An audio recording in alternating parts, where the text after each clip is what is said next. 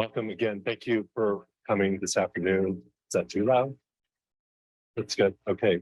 It's really a delight to see everyone here on this rainy afternoon. Springtime in Oklahoma brings every good thing. And my name is Daniel Simon. I'm the editor-in-chief of World Literature Today, one of the co-sponsors for our gathering this week, really in honor of Dr. Alice Catherine Carls, who is our distinguished guest from the University of Tennessee at Martin, where she is the Tom Elam Distinguished Professor of History and has had a really prolific career as a scholar of history, but also as a literary translator. And she's really here this week to talk about that aspect of her career. And as we were applying for an Oklahoma Humanities grant, which is helping sponsor this lecture today, we're, of course, we're really grateful for that sponsorship. I was looking at her CV, which is 38 pages long.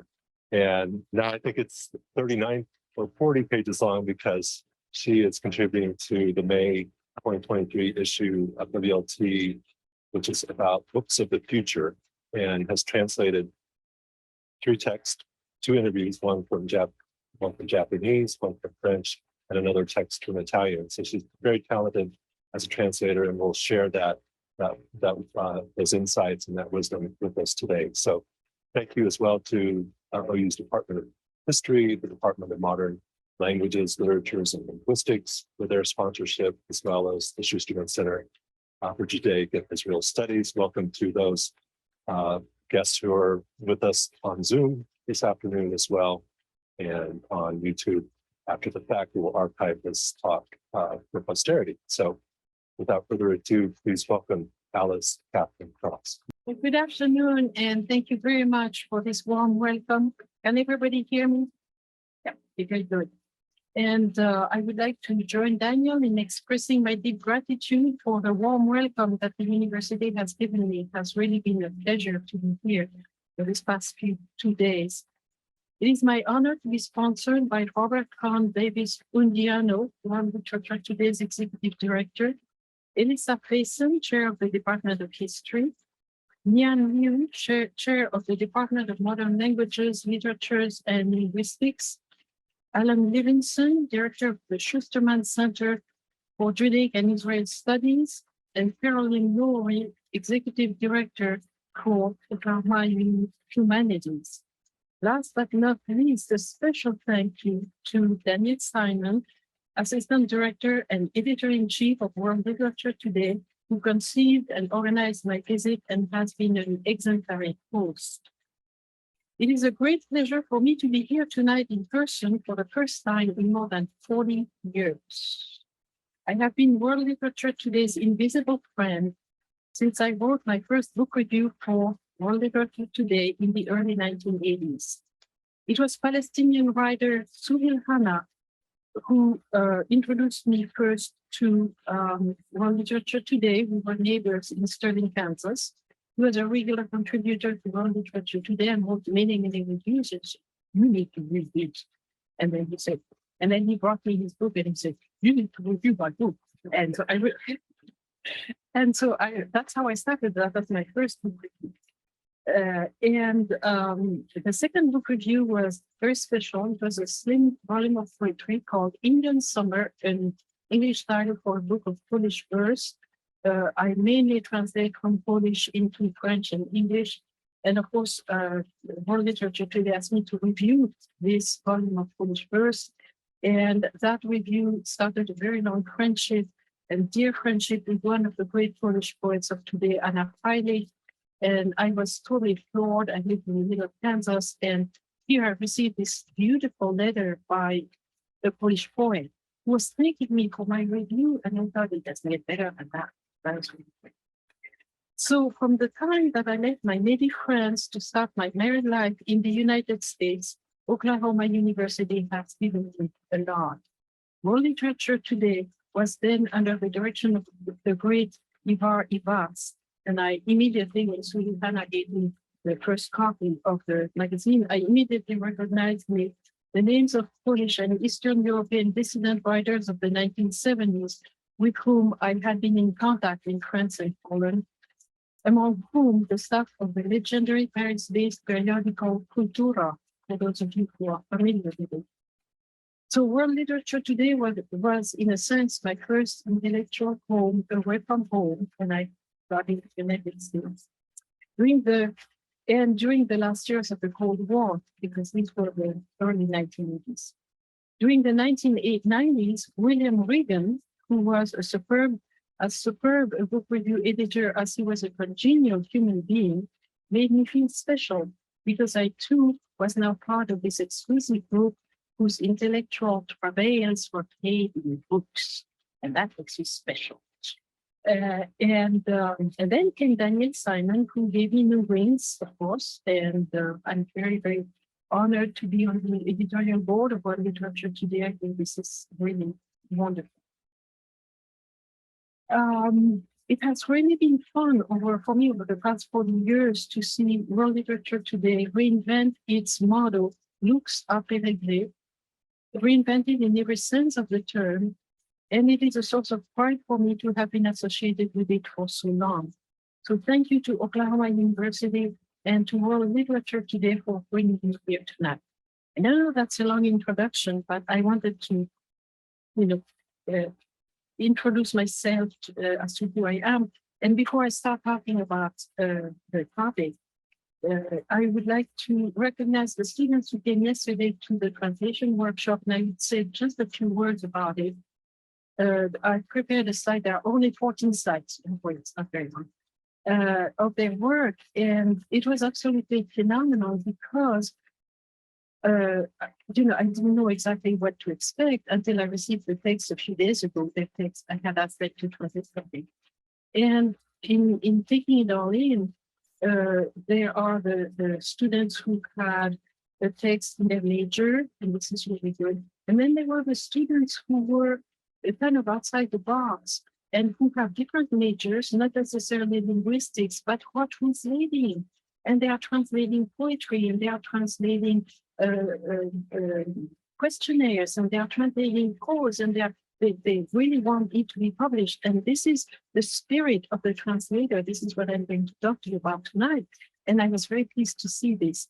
So we have so many different languages, and it was a cultural experience yesterday as much as it was a translating experience. And that is what I was hoping it would be, but it was really nice to see that realized yesterday. Okay, so very quickly, our first, and I'm taking them in alphabetical order. So our first, from there, our first translator was Mackenzie Kozord. I think she's here. She wants to read. Okay. And she chose an absolutely wonderful text by Horacio Quiroga, very dramatic text. And I had asked for a short text, and the students really abided with that, which I'm very thankful for. And this was so unusual. And it's an unusual text for me, at least, because I was introduced to this author, and I loved it. So now I'm going to read it. So thank you, Mackenzie. The next one, our next was Mikita Jelenjic, who is here today. Okay, it's okay, Mikita. And he chose Turgenev, one of my favorite Russian authors. I have not written in Russian, I tell you that, but it was Smoke, and it was about two lovers who have this quarrel, and it exists in Russian. If you love a woman, you lose, you wrestle dead. It was beautiful. Okay, so that was very nice. And Nikita sat with two other students of Russian, and I think they had this Russian table going, and they were talking the first time. And I said, work together, because Nikita has the source language Russian, and the other two have the American language as the target language. And this is the best association that we can find. So it was really fun. Our third presenter, she's not here tonight, was Miss Patricia Emerson, and she did something very, very special. She translated from a prisoner at the Oklahoma State Penitentiary who in 1951 wrote to his mother. And it's about, the old prisoner who has died and what to do with his belongings. It's very, very moving. And I was extremely pleased having, as one of my best friends, the Cherokee poet, Mary Lou Aliakta in Memphis, which really one of the great ladies of Native American poetry. I'm very, I'm very particular, very close to the Cherokee people, and I was very close to see this. And so I put the text in Cherokee so that you can see it as well. Our next one, and she's here, is Amal Jamshed. Amal, can you raise your hand? And Amal wrote something so special. Nancy from her grandfather, written by her grandfather, and she bought the book. And so here's the translation. For those of you who are not familiar, there are two lines, so it's set in two lines, sets of two lines, and maximum I think 8, and anyway. And I had to keep that on there. It's so beautiful. It's translated from Urdu. I learned a lot. See, it's nice because it's not that the students were there to learn, but I was there to learn as well. So, okay, so next one was James Johnson. And James was absolutely perfect. Here, James is right here. I had asked for half a page. James gave me half a page. And so everything fit on one page. It was perfect. And it's very original. It's a letter from a little bit of political intellectual history where Karl Marx is involved, and they're discussing how to destroy the state, stuff like that. Very deep thought and well translated, Jason. Thank you. Next one was Alyssa McGlamry. Alyssa, are you here tonight? No, I don't think she is. And she, that's an early 20th century Russian poet, Vladimir Zhukovsky. And it was also a very, very lovely poem. And that Russian people was really going with the Russian translations. So this is by Alyssa. Then we have Ella Partanen. Is Ella here? I had a book for her. I wanted to give her.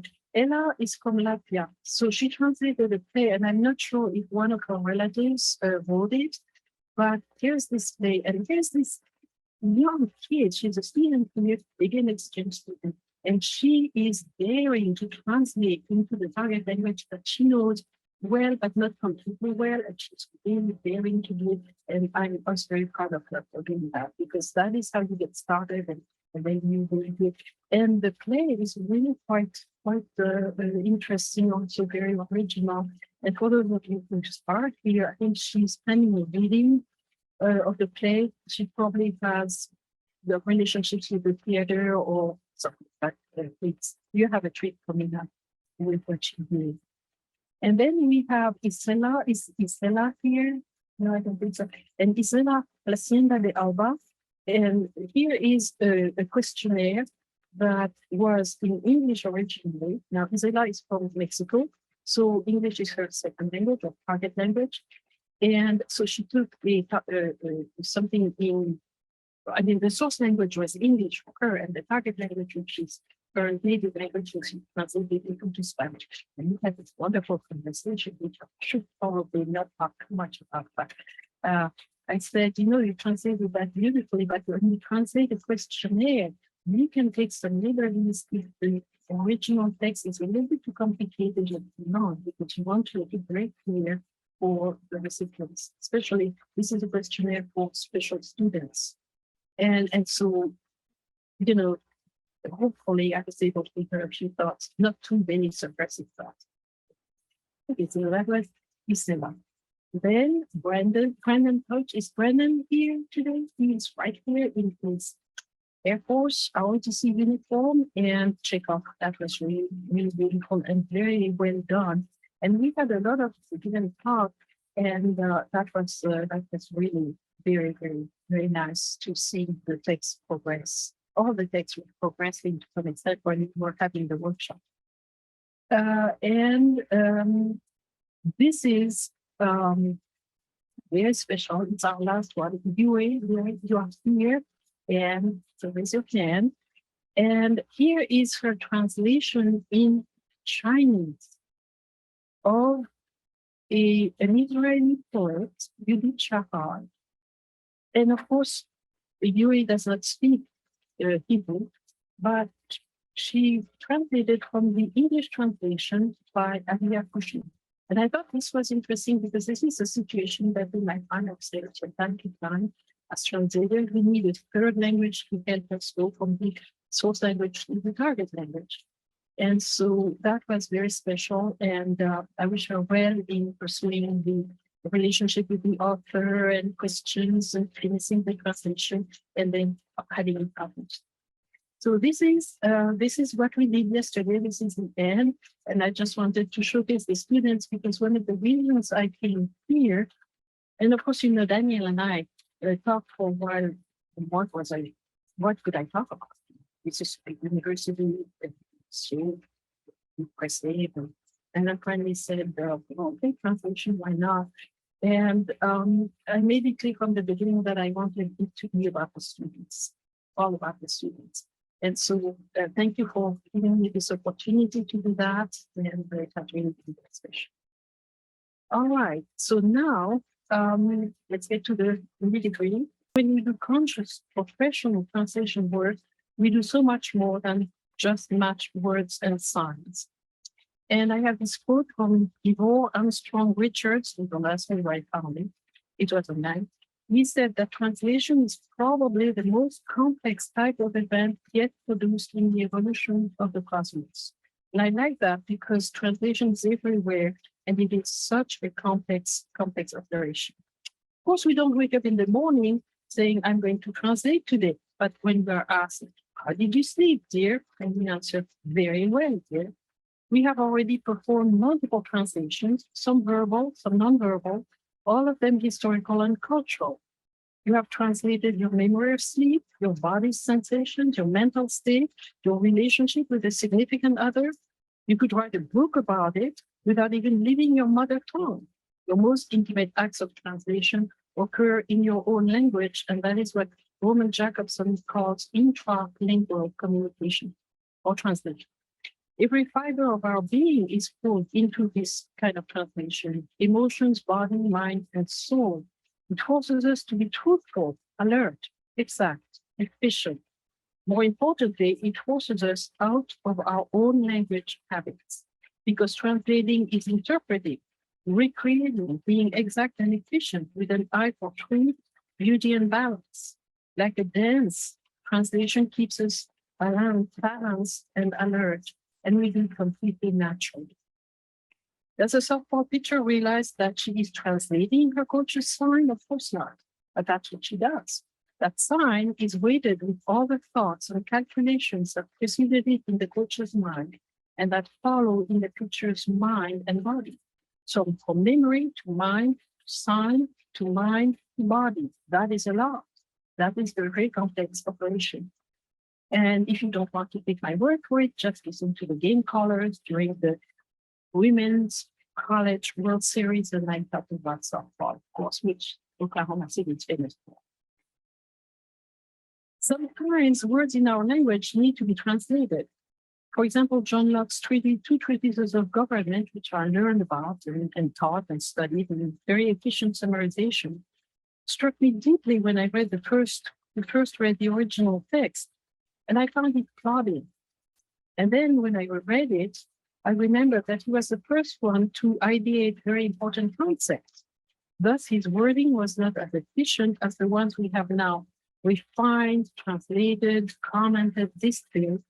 And we are now, with this distillation, capable of doing with his thought what he meant for them to be, which is behavior modification and political action. So translation is everywhere, and that is my motto, if you will, tonight. And to paraphrase Carl Becker's famous 1931 presidential address to the American Historical Association entitled, "Every man his own historian," I shall say, propose to you tonight, every person their own translator. We do not have a choice, it just happens. But like Mr. Everyman, we can do translation right or wrong. There's an important lesson here, life lesson. With every word comes the exigency of faithfulness, truth, exactitude, efficiency, honesty, transparency. We have to stay true to words. And it is not easy because, like historians, we start our task with a deficit of knowledge, an absence that we strive to transform into a presence. It is, and Carl Becker further said, it's an intangible world recreated in our minds. Every time that we deal with words, whether it's translation, poetry, history, the intangible world recreated in our minds. That's a beautiful phrase, by the way. So I propose that we go to the facts, that we de-weaponize words that might carry hate, anger, oppression, destruction. They weigh carefully the words and their meanings. Use translation to create equal partnerships in the same way in which we encounter peoples of different cultures with open-mindedness and respect. Now, another important lesson that translation and life both teaches is that languages do change. If you have ever heard a word's traditional meaning change without warning and felt illiterate in your own language, you are not alone. Traditional terms go out of the door and they are lugging like penny sacks. Remember home economics? Well, you have to translate that now into something like this. Physical education left a decade ago. And last week at my university, I nearly fell off, but we no longer have communications. We have mass media and strategic communication. So, it's communications, it's send it out, but no, nothing. And we have to translate when meaning is amended. We have to create new habits of mind, meanings. And my textbook publisher has introduced a new elements platform. And to keep things simple, I tell you, it's a little bit of a challenge for me because they no longer have essays or exams. You have to get used to talking about quizzes and short answers or short responses. And you try to assign a point value to the question. And you are asked to wait the question. I've never heard of that. So now I have to translate. You see, these are examples of things we have to translate. And I consider them translations because we have to shift meaning, we have to create new meaning and new vocabulary and new realities and when I think about this waiting and we're all in education, so we're all going through that, right? We all have to face this new vocabulary. And what it does is we think in terms of percentages. And so our students have become statistics. And we live in the world of polls. Education have been completely overtaken by polls and statistics. It's a watershed revolution in assessment in education, I think. So, all right. I wanted to talk a little bit about new words, and that one's a fun one. It's not a question. What was the biggest new industry in the 16th century? What was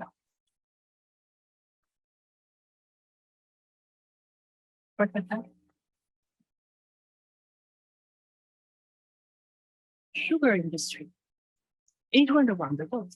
And so what was the word for it? Well, it's the Arabic root word sukar.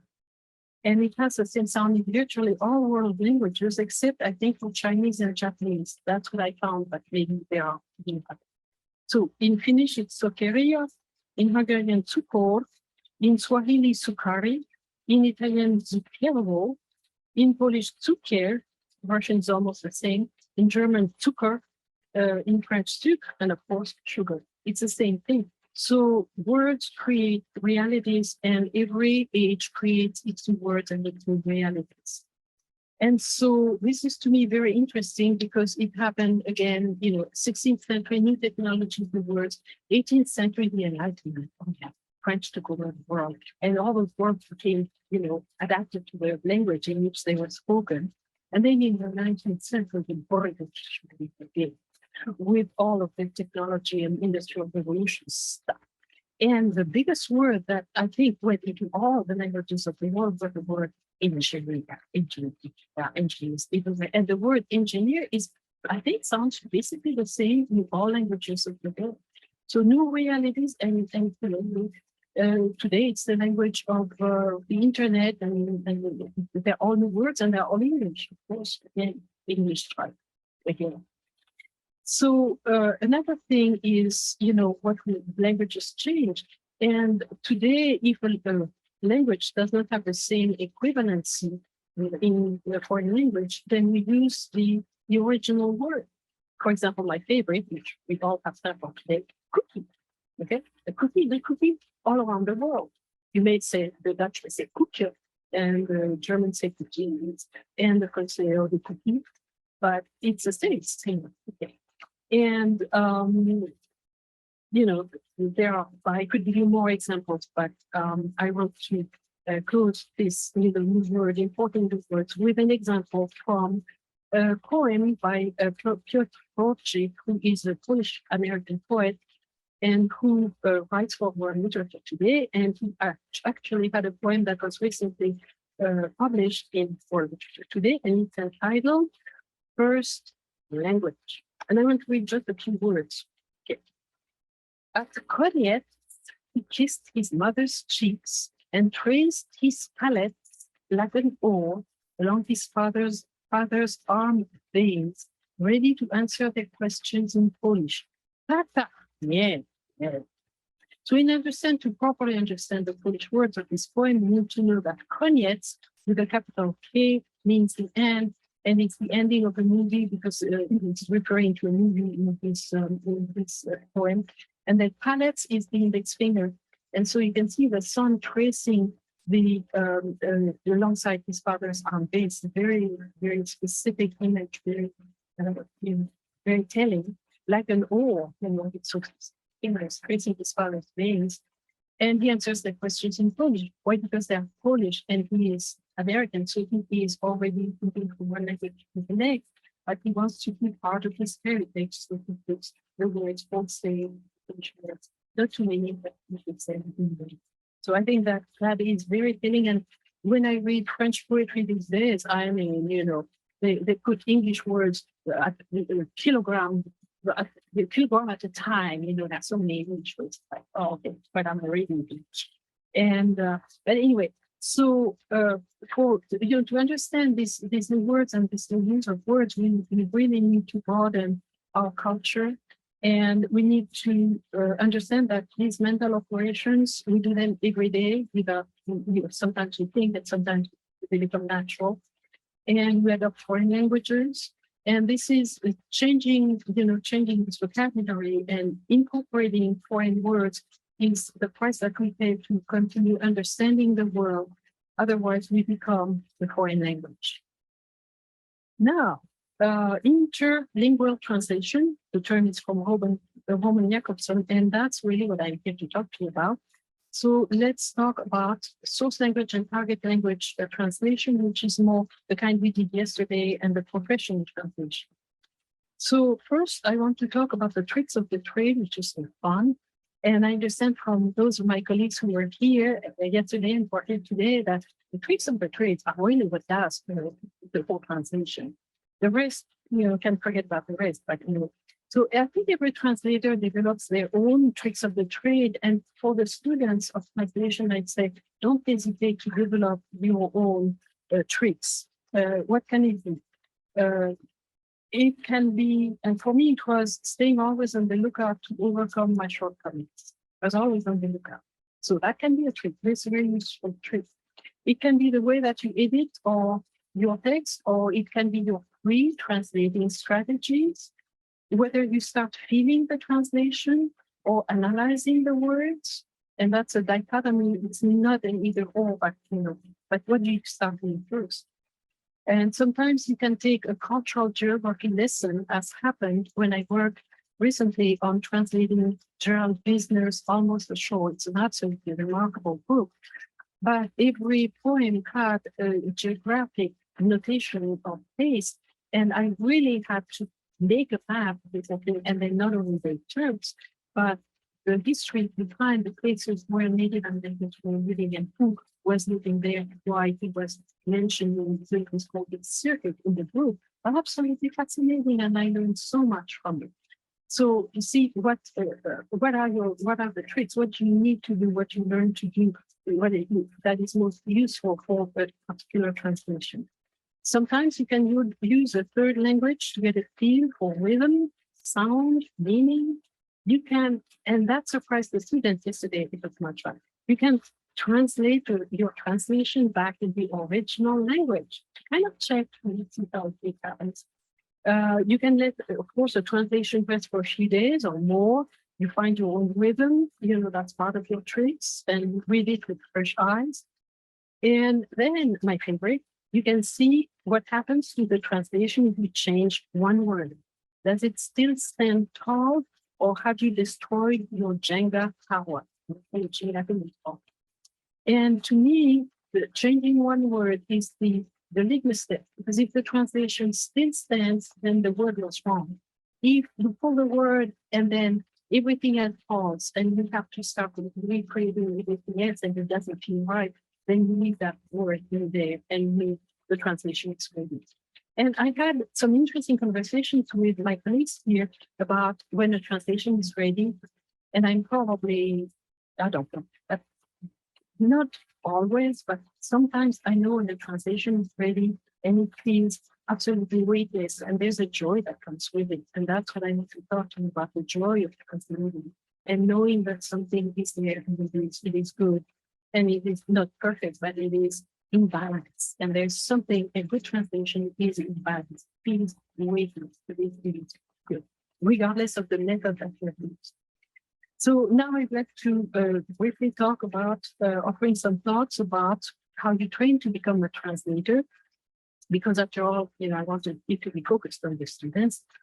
And I'm still at my station in life very surprised that there are so few professional translation programs, especially for literary translation. And most literary translation, whether they're in Poland or in France or wherever, even here, have a formal training. They kind of learn on, as they do. And the programs are far and few in between. I just learned actually of the Tulsa Translation Center, and I want to applaud that initiative. It's really great because to learn translation, you really need to come together with fellow translators, fellow authors. You have to have this diverse group of people who each can contribute a little something to the translation and to, your thinking and discuss with the sounding board. And there are models, and I tried to model one yesterday. And in Europe, the favorite model is to take one very seasoned translator and pair him or her with a beginner translator, literate, if we're talking literary translation, for a week, and they work on a text, and they really, the younger translator learns from the seasoned translator. So all models are okay, but they are too far and few in between, I think. And there are more programs, of course, for technical translation, which is understandable. There are more associations for that. But I'm still, puzzled as how you train for literary translation. And after all my travel and training in undergrad school and on the job, literally, I've come to the conclusion that instinct is your best trainer, your best mentor. You develop an instinct, and of course, with your knowledge, it's the two sides of your brain working, the instinct and then the work of looking in the dictionaries and finding the kind of meaning of words, and studying the culture and the text and all of those things that require work. And then the instinct is there to kind of tie everything together. That's my formula. So I don't know. I see a few nodding yes, and probably you have experienced something similar. But the best recommendations I can have very briefly is that, you need to know languages. There's no doubt about that. And the first language you need to broaden is your own. Because we don't know it, but we grow up with a set type of words and phrases and meanings, and we need to get rid of that. And, I think the best translators are those who really, it's probably very zen of me to say that, but those who empty themselves of themselves to let the text shine through their translation. When you read the translation, you don't know who has translated it. You just know it's good and you enjoy the text. And so there is this work of, again, going beyond your own language and learning, to think about it, to speak it differently. And then when you do learn the foreign language, of course, you go beyond the vocabulary, you just are able to match the words much better in that. The culture, I want to also recommend that culture is something that is inseparable from language. And this is why yesterday's seminar was so special, because we had different cultures and we had different reactions to the text. And to broaden your culture as much as you can, understanding daily customs, fashions, religion, history, tradition, everything. And here's where history has helped me. And I was very pleased that there were several students of history yesterday because history teaches us to stick by the fact and to be accurate. And that's a very, very important lesson. And history also teaches us that no field of activity of human activity is too broad or off limits. You know, the word is a word. That's how it's got. Word is a word. It's crazy about. No, you look at the whole thing. You look at the culture. You look at all that, and this is we have translation tools. That's the next thing that is something you need to have. And I really don't want to get too much into it because I have gotten great with theory apparatus. I think it's there as a tool, like you have some screwdriver somewhere and you take it when you need at a certain time, but I don't let theory define them at all. Not at all. Because I know a lot of theories and I have tried a lot and a lot of methods and this and that and approaches. But in the end, what you need is not one single approach to a text. You need to just have this relationship with the text and with the text author. And that determines your method, your approach, your theory, etc., and how you go, how you go into researching, using old encyclopedias or old dictionaries, etc., and so on. And this involves both parts of the brain, again, the logical, mathematical part, and then the creative part of the brain. And you go from one to the other. It's not an either or. It's, it's like you go from one to the other. It's kind of should be natural, because if it's natural, then you're in your element because you translate with everything that you do. Now, the last thing I want to talk about training is the reading comprehension. The reading comprehension is absolutely essential. And there are a number of things that you can do. And I'm lucky because I was trained in France in high school and then, at university. And you read and to read as much as you can. And then the textual analysis, that is so important because it teaches you to recognize the text, to see so many things in it, the style, the topic, the mood, the language. So book culture is extremely important, whether you read in translation. You must read a lot of translations to be able to compare translations as well, and to know what the text says, does not say, implies, etc., etc. And all while you are exercising your reading comprehension, you must always be careful never to make any projections. That is so important. So you empty yourself of your own instinctive reactions just to let the text talk to you. And that is the best way that you become a translator. I was going to talk to you. How many more minutes do we have? Oh yeah, okay, done. Because now I wanted to, so the reading comprehension, this is very important. Get to know the author, get to know the text, read more about the author, in the original language or in translation if you have to. And one of the, I was going to talk about unnecessary translations and how we must avoid unnecessary translations. And I don't know why I entitled that, but there's an anecdote I really feel that I have to tell you. And it's also about reading comprehension. It's my own experience, again, over this time, over 50 years. It has taken 50 years to fully understand one particular author. So my dear friend and favorite author, and she has now passed, was the Polish novelist Zofia Romanowicz. She was a survivor of the Nazi camp of Ravensbrück and a major immigrant personality in Paris, France. So I've had the privilege to work with her, translate her poems, her essays, her novels, and I like to think that I've done a good job. But only again recently did I get new insight into her work. She wrote her first novel, Bashka i Barbara, or Basha i Barbara. Basha is the diminity for Barbara, so little Barbara, and the little Barbara.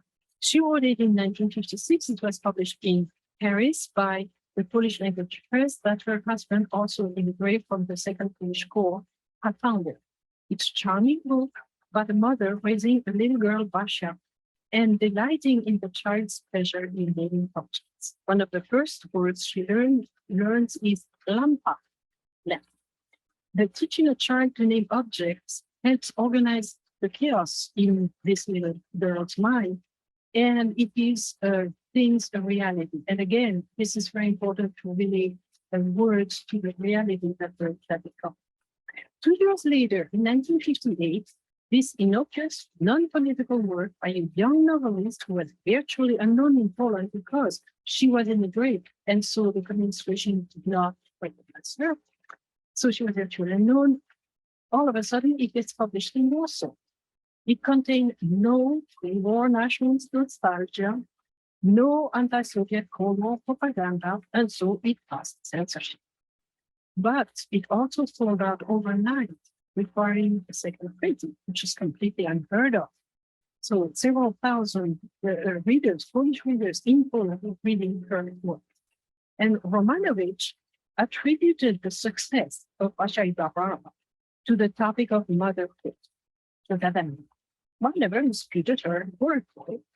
And today, when the truth of words is threatened in ways of ferocity that we have not seen in the century, only today do I fully understand the weight of her novel. When Romanowicz was calling a lamp, her words were truthful, and they created solid reality, trustworthy reality. In the 1950s, as we know, under the Cold War, or during the Cold War, the words democracy and peace, among many others, were monopolized without warning and used to pit nations against nations and citizens against citizens. Romanowicz, in Bashai Barbara, quietly reminded her Polish readers that words have a universal truth that does not require translation. Her novels did not reduce words to a simplistic meaning, as we could think, might think, landful, such as you will see anything. Yet, the depth of what she was saying, teaching true meaning of words, the depth of her words contained no cognitive dissonance, and that was so important. And I understood that only now, after all the years. Her readers in Poland, and of course the immigrants in that, but her readers in Poland who needed that truthfulness with words, knew that her words were not hostage to her own values. They were not used to stigmatize the other. The search for authenticity in literature continues in today's Poland, where it is rooted in the works of Adam Zagajewski, for those of you who know this great Polish poet, and are echoed in the works of Edward Stachura and Krzysztof Sitczyk, and Krzysztof is another poet that is published by World Literature Today. Those authors and poets try to return in language to primal innocence and to enabling it to steady the world. They remind us that we do not own words, but that we are at their service. Translation is dynamic, detective work. It's constantly in motion, constantly uncovering new perspectives. Like life itself, it creates relationships and facilitates communication between human beings. It's an intellectual and aesthetic exercise that we practice every day, perhaps more times than we breathe. It helps us decipher and name the world and organize a mental map that enables us to live in it. It rewards us and frustrates us in turn, as it makes us face our limits and overcome them. It gives us vicarious entertainment and experience, especially in getting to know ourselves. Translation keeps us mentally agile and open-minded for life. In a good translation, again, all the reader sees is the text, the translated text, and all that they hear is the author's voice. The translator has become invisible. Tell me how you translate, and I will tell you who you are. Translation challenges us to use words in their purest form with truth and beauty, By cleansing the mirror of communication, translation helps repair the world. It holds us to rigorous ethical standards, and it teaches us responsibility. We're stewards of an immense repository of words. that keep expanding, just like the universe itself.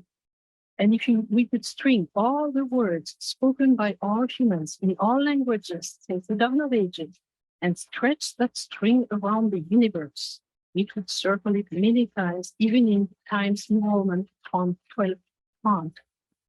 Imagine a giant Babel Mobius strip, Mobius strip, on which all words, past and present, would be stored, vibrating with the energy of human voices, past and present. This immense store of words anchors us in the world.